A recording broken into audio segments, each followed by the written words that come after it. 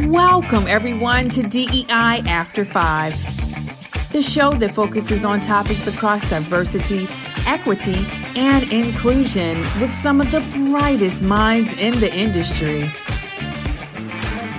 Here's your hostess, inclusive culture curator and coach, Sacha Thompson. Hello, everyone, and welcome to this week's episode of DEI After 5. Okay, so we are going to do a little bit of a shift in how we've been doing the show today. For the last few episodes, if you've been keeping up or paying attention, I've really been talking about this anti-DEI movement. And so today we're going to do a little bit of a shift and focus on, the women of color that are in leadership roles. Because what has been really in the forefront of my mind as I've been watching everything that's taking place is there has been a target placed on women of color in particular in a lot of leadership roles. Their backgrounds are being scrutinized, they are being considered DEI hires, everything to just discredit them. And so today I want to really talk about what it means to be in one of these roles, what we can do to support ourselves and each other. And so my guest today is Analiza Quiroz-Wolf, who is a leader in this space. She has been in the Air Force. She's a past CEO. She has been at the table.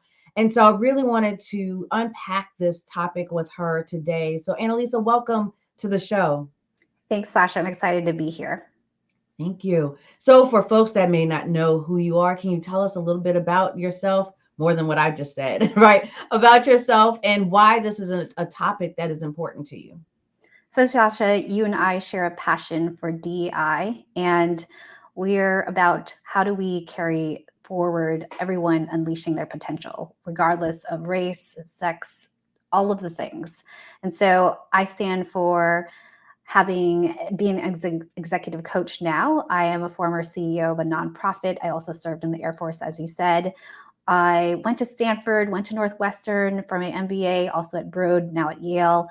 And so with all these things, you would think that we're going to be successful. And what I found is in these top roles, there's such a struggle. And it's based on societal standards and needs, but we need to have these conversations so that we can help other people accelerate. So that's who I am, executive coach, facilitator, and DEI consultant. I love it. And it's so interesting because and the older I get and the more I do this work, it's almost a false bill of goods, right? And that we have to have all of these credentials. We need to put ourselves in, all of these academic settings to prove ourselves, and our knowledge base is so large. But then we get into the workplace and we see folks that have very few, even less than what we have, right? May not even have any of it at the same table. And so it's it can be frustrating. But at the same time, I think there's an opportunity to really show, what we are made of. And, as someone that is coaching someone in this space right now, like what are some of the challenges that you're seeing with the women, the folks that you're coaching in being in those types of situations? So Sacha, I actually am grateful for the opportunity to have written a book called The Amidst of Success, A Woman of Color's Guide to Leadership. And it compiles many stories and podcast opportunities with women of color in the C-suite. In fact, many of them CEOs. That plus research has allowed me to see that there are so many common themes that we should be assimilating to a certain type of leadership, that we're not worthy of these seats, that we need to lead in a certain way that's not authentic to us. All of these things are common, and we don't need to take care of ourselves. So this is what we want to bring to light. How do we talk about these issues and know that we're not alone and that we can do something about it? Yeah. What are some of the things that we can do, right? I'm sitting here just thinking about situations that I've been in where I can't even say being talked over, like talked through, where someone is asking a question about me to someone else, and I'm like, I'm sitting like right here. What can we do in those situations? So first is I'm thinking about a specific situation given what you're sharing, is that I remember when I was doing an interview, I was the hiring manager. The interviewee came in and started looking at the other person, my direct report. And all the conversation was focused on these two people. And I finally said, you'll be working for me, so we should have this conversation. And that changed the conversation. But it starts there, right? Is knowing Mhm. that this is happening and speaking up. And then getting your team to also recognize that this is happening and they can speak up too. So one starts with us, two, it starts with us sharing with the team, and three, let's bring it to the organization, and then it ideally transfers to society. So that's, I would say. It's interesting because when you said, bring it to the team, one of the issues or one of the challenges that I often see is like, oh my gosh, I see it. I don't know what to do, right? Because we're talking about a microaggression. And people freeze. They don't know how to respond to a microaggression, or should I even say anything because that's my boss, or, that's someone that is in a higher rank than me. And so I don't want to put myself in harm's way. But at the same time, you're basically putting your comfort in front of someone else's comfort in that moment where you have the space to be able to speak up. And so, one of those ways that people can do that is to talk about the impact it has on them, right? Like, wow, it made me uncomfortable that, the hiring manager was right here, and, you were having that conversation with me, or even in that situation that you mentioned, right? Thank you for sharing that information. Analiza's the hiring manager. So, maybe she has some questions that she would want to put forth to you. There's ways to pivot that conversation. And so, part of that is empowering the teams to be able to speak up and letting them know it's okay to do that. What are some other things that you've seen? So as a woman of color that's been in leadership, there's this mindset, and we've talked about this earlier. There's this mindset there can only be one, right? How do we start to deal with that? Because I think before even addressing it, we have to deal, how do you even deal with that mindset? So I'm glad that you're raising this, Sasha, because there can only be one is such a scarcity mindset. And Mhm. it's also part of white capitalism that only one person, one diverse hire can be at the table. And there is first an acknowledgement that that's not true. That's a myth. In fact, we're more powerful together. We're more powerful as a diverse team. And the research, as you know, backs this with more Mhm. innovation and bottom line results. So we can make that business case, right? It's not just fair, it's the right thing to do for business. And then the second part is that we have our own biases that we need to come to grips with, and realizing I have bias. You mean you have bias. And what can we do about that bias so that we can be more equitable? So good for business, also good for ourselves, check ourselves and support each other. I want to build actually on what you shared earlier about checking each other. And it's so Mhm. hard, right? Because we want to say, Sasha, speak truth to power. That's how we get the work done. As a woman of color, as people of color, there's real risk to that. So it's not just comfort, but how willing are we to take the risk and have a conversation, and also be willing to hear their story? Because most people aren't just, I believe, showing up to say, oh, I want to hurt Sasha, or I want to be a racist person. They just need, often, I believe, someone to help them understand that how they're showing up isn't probably aligned with who they want to be. So having a conversation to say, "Hey, Sasha, this is what happened. The story that I'm telling myself is, the impact on me is that, maybe that you didn't realize the impact. And so I'd like to suggest for next time, maybe you can try this different alternative." It's just a clean way of getting your story over while allowing the other person to share where that came from and be open to new ways of showing up for each other. So I want to share that, like, it is harder than saying, let's speak truth to the power. How do we do it? Oh, absolutely. Absolutely. I mean, again, and this brings in layers of power and privilege and, all of those other elements that make it difficult. And so when we talk about, I've talked about it in previous episodes about, lending your privilege honorably, right? Those are those types of situations where you're weighing the risk, and it may be riskier for me to speak up than for you to speak up, right? And so being able to kind of figure that out, you collectively, not you, Analiza, but it's just, there are lots of dynamics that play into that, and it's difficult. And what I'm finding now, not even now, I've really realized this over time, is we have to understand that we are part of others, like a connected unit of others, and not just operating for ourselves and in our own little bubble. And as you said, the impact, right, of what we're doing. Because again, intention and impact, we may not intend to do something, but it will have a negative impact. And so understanding how we are interconnected with other people and what we say, do, or don't say, or don't do. So I Absolutely. thank you. I want to build on that, Sasha, with Yeah. idea of allyship, because often, we find people ourselves committing, microaggressions, but can we be proactive to support women of color, particularly white folks white men in top seats, white women?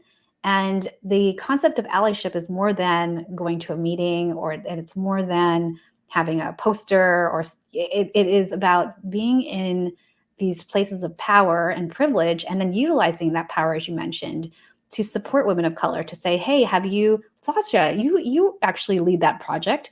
Can you talk about it? I want to call out Sasha's achievements here. In fact, she is pivotal to why we are where we are. I want to raise Sasha's name to a stretch opportunity for promotion, for a raise. I want to introduce you, Sacha, to the power table and connect with people who are willing to really give out, information and sponsor you as well. So this is what I'm talking about. Okay, microaggressions, but how about be proactive and put your, I suppose, money where your mouth is and actually support women of color? I love that. I love it. Yeah, because it's the, how do you, and folks talk about, is it ally or accomplice, but how do you do so in a intentional, meaningful, proactive, I love that you said proactive way, because almost when you're doing it on the back end, it's so much more difficult, because now you're having to remove some aspects of what has happened versus getting ahead of it. This kind of ties into when I think about women of color, especially in more leadership roles, the higher up that you go, you start to hear about the glass cliff, the bamboo ceiling, all of these things that prevent success, right? So can you talk a little bit about that, and even kind of what we're seeing right now in this anti-DEI efforts, right? So many women of color are being slated as the fall person, right? In what's happening. So can you talk to us a bit about the glass cliff and, bamboo ceiling and all of those things that hinder our success? So let's actually define those together, Sacha, and then we can go into what's going on today, because it's actually just a theme of what's been happening, but now has a spotlight. Yep. So the first thing about a glass cliff, this is the idea that a woman of color is placed into a role and it's pretty shot in terms of an impossible job without not having the resources, not having the team, not having the support, and they're called in, they get the job, and everyone's like, hooray, there's your DEI hire. And it's a glass cliff, meaning there's no really impossible odds to overcome to be able to be successful. So that's the idea of a glass cliff. And most of the time, then the woman of color fails, but it was by design. So that's the glass cliff. The bamboo ceiling, and I'm an Asian person, so I can speak to this, is, well, you are Asian. Asian people stereotypically are behind the scenes. We're quiet. We're not athletic. We are not a leader. We are the people who support. We take notes. We create the PowerPoint deck. We say thank you when you give us more work. And so the bamboo ceiling is placed on you. You're the chief operating officer. You are my right-hand person, but behind the scenes. So if you're ever to consider a leader for the organization, that wouldn't be me because I don't look like the CEO that you're used to. So those are two ideas. I mean, these are probably your friends too, Sacha, but a lot of my friends, incredible women of leaders of color, like rocking out, and I would work for them. They get set up either with a bamboo ceiling, glass cliffs, and you see them fight for the organization, for the team, and at the end of the day, they're fired. And it saddens me so much because people are like, oh, this is why we don't hire women of color, because look what happened. But nobody wanted the job because it was so impossible to begin with.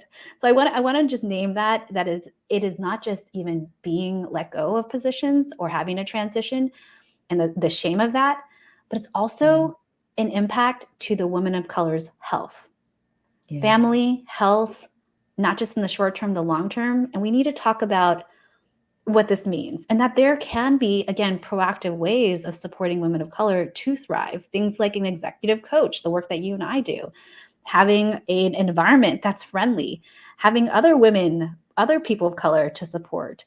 All of these things could be set up if we're mindful about it. You know, it's so powerful in you giving those definitions, because what often happens, and we're just going, hey, it's DEI After 5. We're going to talk about it. There are often situations where it is a white man that's in an organization that messed it up, that then that person of color is put in that position to fix it. And it's so damaged that, as you were saying, it's going to be nearly impossible to fix in a short amount of time, because now you have all these eyes. So it is being set up to fail. And then what ends up happening, because again, women of color are very strategic in like, okay, we are going to see the foundational things that need to be put in place. Those are the things that people don't see, right? That's the drywall that we don't see, the studs that we don't see. We just see the decorations on the wall. We're not seeing the foundational things. And so we get put in place, we put those things into effect. We're failing at our job. And then you bring in somebody else, typically, again, a white male, even a white female, to come in to now build upon the foundation that you've created. That is typically what happens. And it is disheartening because it is a pattern that we see so often that we can immediately start to call it out. Like we start to see, we can't look at today. Like, let's look at who are the leaders before this to get us into this position. And then, okay, who was put in place to fix it? And then now who is being asked to lead? So it's systemic. I mean, Sacha, systemic. I just want to give a specific example. So hired for a CEO role, it was a turnaround and needed to, fix all things: strategic plan, finances, the culture. It was all the things. And I went about, and I do change management well. And so I know what I do well, and I sync the vision, get buy-in, operationalize, make sure we're in a good spot with finances, center DEI, create a strategic plan. All of the things I want. It was so interesting. Someone came up to me and said, "What do you do? Why aren't you teaching the children? And why don't you know all the names of all of the families?" And I want someone who knows how to do those. Like, I can see them doing that every day. And at the time, Sacha, I didn't know that was a normal thing for people to discredit the work, the studs that we were building in the background. So I did the thing that I normally do, which is listen, right? Listen, empathize, try to see their perspective. I think that women in general, let me just speak for myself, while that's a strength of ours, sometimes we just put our foot down and say, look, I was hired to do this back-end work. You might not know about it. I'm happy to share a little bit of that work, but frankly, that's my job. Your job is to do those things: teach, know the kids' names, know the families. I am at this level. So And no, people would come up and say, like, I can do your job. And I'm like, what? And I would just listen, right? That bamboozling, be respectful, listen. That's also, no, actually you can't. You're not doing that job now, respectfully. So let's move on. And I don't have to tell you and back up why I'm the right person for this job. It's just crazy the things we hear, right? Crazy the things we hear. Frustrating. It's mind-boggling. It's, because you're over there working your tail off and they're like, well, what do you do? What? I'm not seeing you work. I'm like, really? So sorry. You have to see me work, in front of a classroom for you to see. Crazy. This is why I'm so glad we're talking about Sacha, because I had no idea. I was like, well, I need to do more, show more. I guess I should be teaching in front of the classroom to show that I care about children. I'm like, it's my commitment. I had to prove my commitment. I'm like, Right. I am baffled. This is why we're talking about women of color, what we face, and that we're not alone, and that there are things we can do and environments that can help us thrive. Absolutely. And as you were talking, what it made me think about too is, and I'm not going to go into my whole self-care thing, but we have to also understand like our boundaries and what we need to do in order to protect ourselves, right? So outside of DEI After 5 and the equity equation, I've taken on this like executive director role at a small nonprofit. And I had someone say to me, you're doing too much. And I'm like, I'm just doing what I would normally do in any organization. But I realized this is an organization that is used to this level, and I'm coming at it at this level. And maybe I need to just come down a little bit because I will burn myself out being frustrated with where they are not, right? Like I see the vision. And I'm like, yeah, I can't do that. And so I've had to have some conversations and say, there needs to be some level setting, right? And I'm only going to do this much. That's part of my job. I'll still do, X, Y, and Z. But we as leaders also have to understand that we can only move as fast as the organization allows us to move.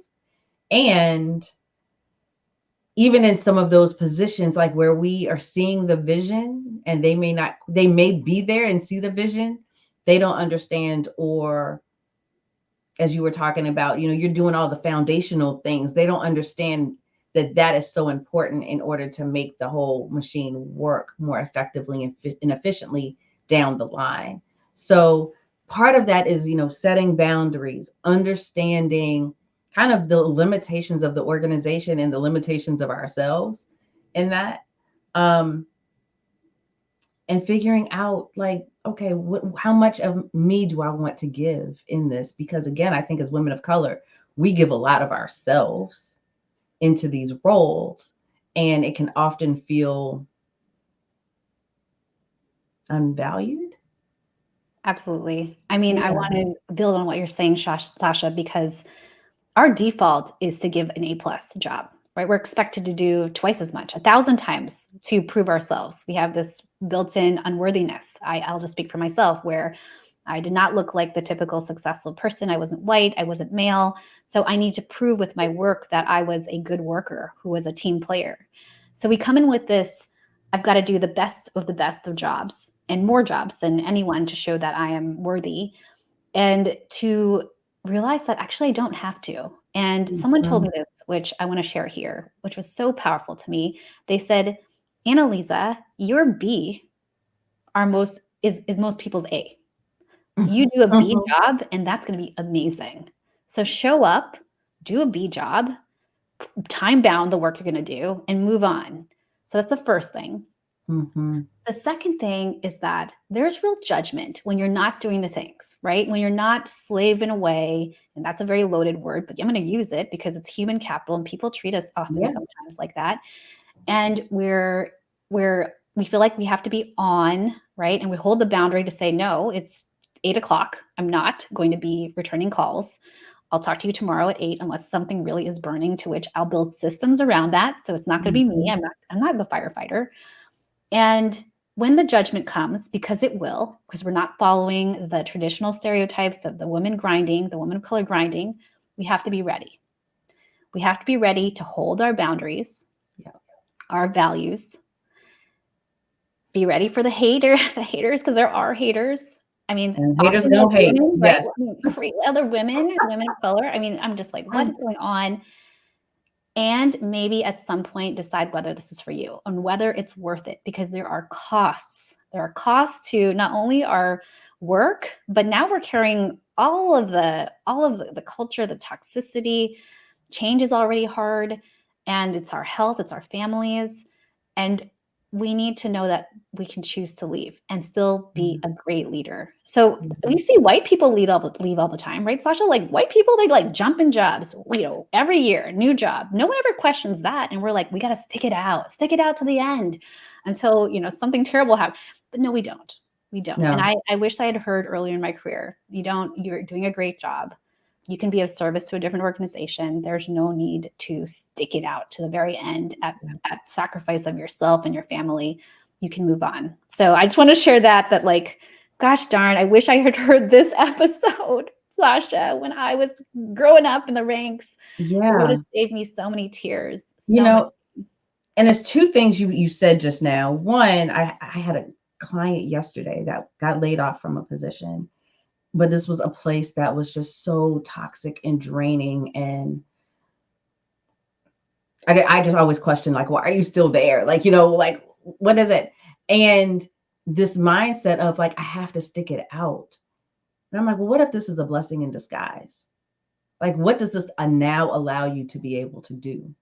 And by the end of that conversation, it was just like, oh, okay, I can figure out who I am and what I wanted. Like, there's that mindset of sticking it out. Like, I have to go down with the ship. No, you don't. No, you do not. No, they don't owe you anything. And you don't owe them anything. And so kind of getting out of that mindset is one of the things that we have to do. But then you touched on the haters, right? And sometimes the most challenging people we have to deal with are other women of color. Mm-hmm. And, I'm still trying to unpack a lot of what that is, because part of it is there's only could be one. Part of that is I have to prove a point. I have to prove my worth, my value, my power, etc. A lot of it is internalized supremacy culture. Right? It's what we see. And so we mimic what we see and mirror that versus being a catalyst to do something different. And it's something that I'm just always fascinated by and always trying to challenge. So when you spoke about it, tell me a little bit more about like what you were seeing and how you think we can start to change that mindset so that we are less catty, because that's part of this, and more collective, more of a community. So one of the things I try to do, Sacha, with these issues is that there's often a meta system issue. So if we were to talk about the meta part of this, and you mentioned it earlier, white supremacy, it's built into our culture to be individual. Mm-hmm. And from a maintain the culture perspective, it is much better if people try to fight individually, because that's less powerful if people try to fight together. So to have different races oppose each other, right? People of color, the Asians versus Blacks versus Latinos, mm-hmm. We're all duking it over like the little resources that we have. That is better for the system than mm-hmm. all of us uniting to say, this is jacked up. Mm-hmm. Why are we fighting over the little resources? We should have more resources. We should have more of the pie. We should have the damn pie. And the pie is ours. Mm-hmm. So this is why it's built into that way. But most of us don't see it, right? When we're raised in these cultures where, oh, Sacha, Analiza, we're going to vie for the one position. I'm going to pretend I'm Sacha's friend, but in the background, I'm going to be bad-mouthing her and all, but she doesn't know. We're going to be friends on Facebook, and we're going to go out to lunch. But no, I'm going to make sure that I am positioning myself, because there can only be one. And I look on the leadership, and there's only one. Like, there's no way there's going to be room for both of us. So that's the system issue. That's how it then translates to ourselves. And we can fight this by first seeing that this is the game. This is the water that we live in. If we want something different, we need to show up differently. So have a conversation with you, Sacha, to say, hey, look, I get we're the only 2 women of color. I'm so glad you're here, but I want to talk about working together. What would it look like? Would you be invested in that? And how might we support each other? Because I want both of us to win. So how are you thinking about it? And then say, hey, Sacha, you had been working on that project. Can you speak up here? And then Analiza, I think you made that point earlier that he just repeated. Can you just want to go back to Analiza's point because she was the original person? You know what I'm talking about, right, Sacha, where people say a point and you're like, I'm pretty sure I said that, but no one backs it up. So I do think we can counter it, but it does require actual conversation to say, are we in it together? Yeah. And if we're not, maybe this place isn't for me. Yeah, and I'm sitting here just really thinking about a couple of situations that I'm a part of and witnessing. And, it is truly this vie for power and position. And the question really needs to be, is this the place where I want to be? Right? Do I want to give my energy to this negativity? Do I want to give my energy to an environment that allows for this to happen? And the other part of that too is like, okay, let me look on the other side of that. It's one position, both of us are going for it. How do we then say, regardless of which one of us gets it, how do we help lift the other one up? Right. And I think that's a part of this conversation that doesn't happen enough, where it's this mindset of, okay, I'm here. So now you have to pull yourself up from your bootstraps, because that's what I did, which what happens if you have no boots, but that's a whole other conversation. And it's like, okay, now that I'm in this position, how can I lend my privilege honorably to ensure that I'm not the only one? Right? How do I have some of those conversations at the table to make sure it's more fair and equitable, or I'm noticing who's getting those stretch projects, and I can bring voice to, hey, I notice you give this stretch project to this person all the time. Is there someone else on your team that you can utilize that opportunity? Right? And we in those positions of power can then start to have this trickle down. I always talk about like mirroring the behavior that you want to see. You have to be able to do that. And it has to be your actions and your words have to align in those spaces. Oh, we could go on for days. Sacha, so, I want to just capitalize. This is why we need women of color at the table. Because absolutely. We do, just by even showing up at the table, we change the conversation. We talk about, hey, can we make more money, right? By serving people of color. What about this experience set that we can better innovate? So one, that shifts the conversation and makes the organization more effective. But two, we are now in positions to change how things are done. Not just suggesting new people, but changing systems of how we recruit, how we develop people, how we give women of color what we need to thrive. So that's really important. The third thing I would say is that so much of this is assimilation, right? Like, absolutely, we're so used to it. I'm so used to being in a spot. I assess, right? I assess who I'm with, and then I just shift. It's like a chameleon. I shift who I am so that I can be like you. I can be more white, or I can be more, it was in the military, right? I can be really tough, and I can curse, and I can do push-ups. And so we're assimilating. It is like a skill that I used to think, oh, hey, Sacha, I'm really proud of this skill. I didn't even know it was assimilation. So that when we get into these toxic environments, we're just like assimilating and squeezing ourselves in and being stretched and pulled and hurt, that we don't even know, actually, I don't deserve this. This isn't for me. You see, I mean, white people, they just leave. They're like, it's not for me, I'm leaving. And I'm like, what? You were just here for 2 seconds. They're like, yeah, I didn't like it.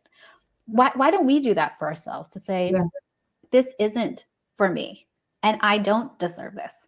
I'm leaving. And yes, I've only been here for a minute, but I'm out of here. And so I want to just invite people to check with ourselves to say, is this place deserving of my goddessness, right? Is this deserving of me? I love that. My goddessness. Oh, I love that. So I want to ask you, because we're going to kind of do our little pivot. Like, what are the things that you do to fill your cup, right? That that bring out that inner goddess. I'm going to have to like use that. I do many things. This is actually how I orient my life. I teach a class on women of color and how to get to the next level. And so much of it, we think about strengths and purpose and vision.